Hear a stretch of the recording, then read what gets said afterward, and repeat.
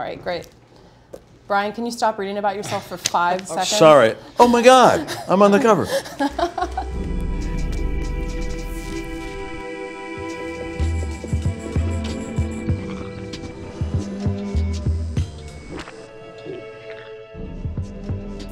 What surprised you most in diving into this and bringing it to life? I think probably the level of cooperation and interest in the subject matter. There are people who remember that era and those who don't. Your next deal is going to make you the highest paid writer in Hollywood.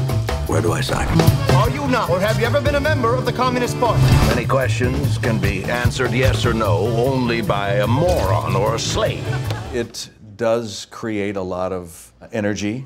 There are some people who are aggressively disputing certain ideas and facts of that era. It's certainly not a calm story to tell. Congress has no right to investigate what we think or how we make movies. This was one of those times when our town, which is such a small town, the Hollywood industry, was so divided. Learning about how quickly everybody turned on each other, how quickly people who were on sets together and at parties together would be in favor of firing people, never letting them work again, and I guess how easy it is to use fear to spread a really bad idea. That somehow Hollywood screenwriters are hypnotizing America into doing subversive things through mainstream Hollywood films. That was surprising. Well, it's true, the Manchurian Candidate. Yeah. That's real.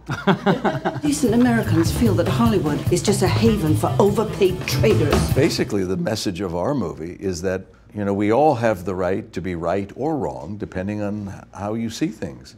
But once we lose respect for someone else's opinion, then all is lost. Someone who's offered some critical thoughts on the film is Anne Coulter. Is she someone who you would have a dialogue with about the film if she wanted to talk about it with you? I would love to talk to her about it because I think I'd be fascinated to see how she thinks. I am fascinated by it. I mean, she could have played Hedda Hopper in our movie. You know, we had to settle for Helen Mirren, but oh well.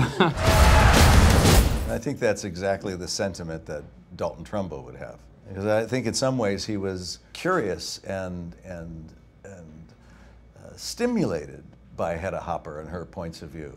And he would not want to squash her ability to speak her mind.